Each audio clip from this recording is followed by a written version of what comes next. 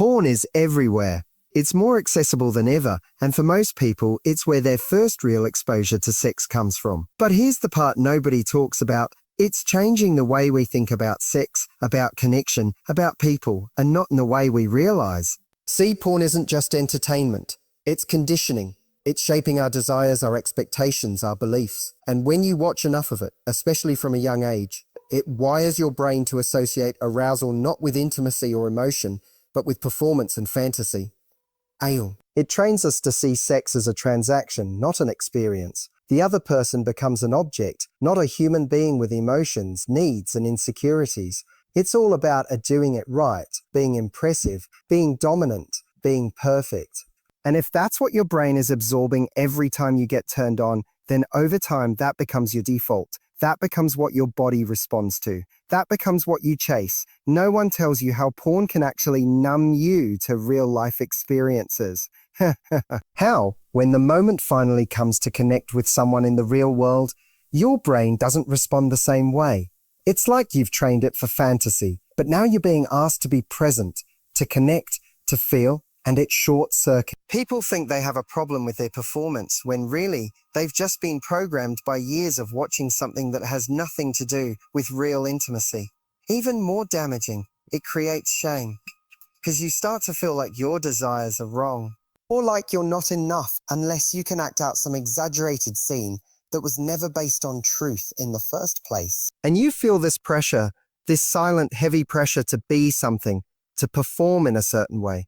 And when you can't, it messes with your confidence, with your identity, with your sense of worth. But sex isn't supposed to feel like that. It's not supposed to feel like a stage. It's supposed to feel like home, like you're allowed to be real, messy, imperfect, connected. And the truth is, you can't find that kind of experience in a video. It only exists between two people who are willing to be fully there with each other.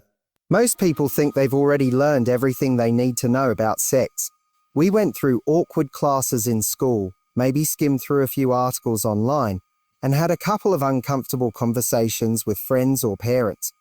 So that should have been enough, right? But here's the truth. Sex education failed us, massively. Not because it didn't teach us the mechanics. Most of us understand what goes where, but what no one taught us was what sex really means, what it represents, how deeply it affects our self-worth, our relationships, and our identity. That part was left out entirely. We were handed a version of sex that was purely physical, just an act, something people do when they're in love, or for some, just when they're bored.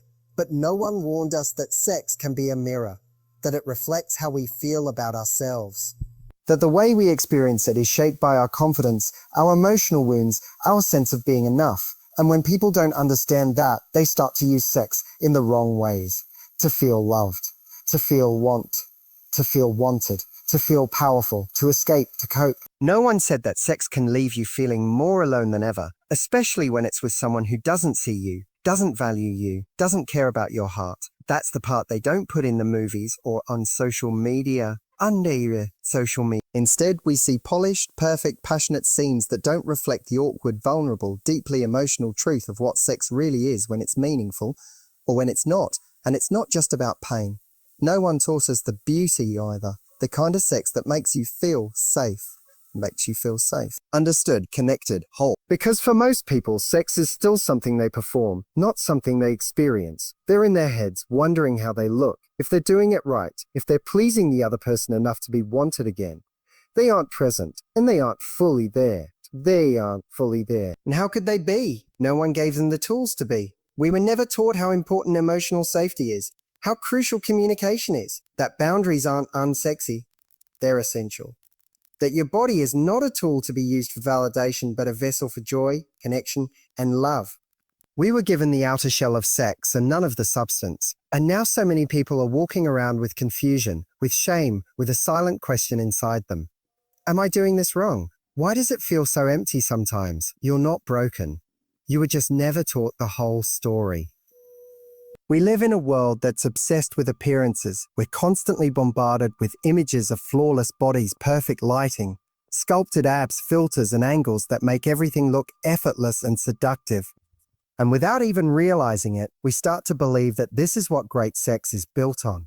that if you don't look a certain way, if your body doesn't match what you've seen in magazines or online, you won't be desired, or worse, you won't be enough.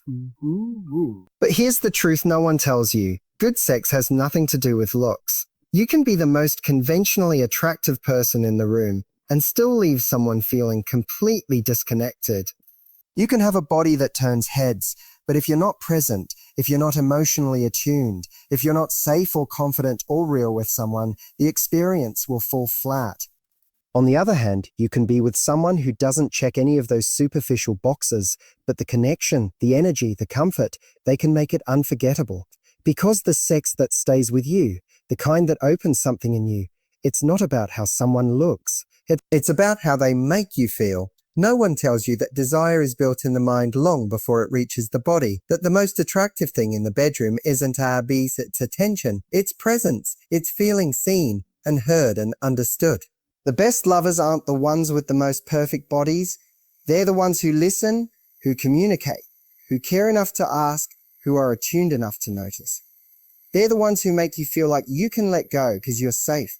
That's what people crave. That's what makes intimacy magnetic. And here's the part people overlook. Confidence is far more seductive than perfection. When someone is comfortable in their skin, when they show up with honesty instead of trying to prove something, they invite the other person to do the same. That energy is irresistible because it doesn't matter how you look if you don't know how to connect. And it doesn't matter how you perform if you're not present in your own body or with your partner. So many people are out here trying to be impressive when what actually creates chemistry is authenticity. It's not about being the most beautiful person in the room. It's about being the most connected person in the room. It's ironic, isn't it? We live in the most sexually open time in history. Open time in history. Everywhere you look, online, in movies, on social media, sex is being talked about, joked about, flaunted, and turned into content. You'd think that would mean people are having more of it, that with all this so-called freedom, connection would be easier. But the shocking truth is, people are having less sex than ever. Studies have shown it, and the numbers keep dropping. And that disconnect is something we rarely stop to question. We confuse exposure with experience. Just because sex is more visible doesn't mean it's more present in our lives. The truth is, we've never been more distracted. People are glued to their screens, constantly scrolling, constantly comparing, constantly overstimulated by images that desensitize them without them even realizing it. So by the time they're in a real moment with a real person, they don't know how to show up. They feel awkward, anxious, shut down. Or worse, numb. And it goes deeper than that. We're also lonelier. We're talking less, we're dating less intentionally, and we're more afraid of vulnerability. Sex, at its core, is about letting someone in, not just physically, but emotionally, and that terrifies people today. It's safer to text, to flirt behind a screen, to send emojis and half-meant messages. But to sit in front of someone, to feel desire and nervousness and uncertainty all at once, and still lean in, that's a level of emotional courage many people don't feel equipped for. What's happening now is that sex is being turned into performance instead of connection. There's this pressure to be impressive, to get it right, to deliver, instead of simply feel. And that pressure makes people disconnect from their own desires, their own instincts, their own ability to be in the moment. So they retreat, they opt out, they scroll instead, they swipe endlessly but follow through rarely, they stay busy but rarely feel fulfilled. And they wonder why they feel this quiet ache, this absence of something real.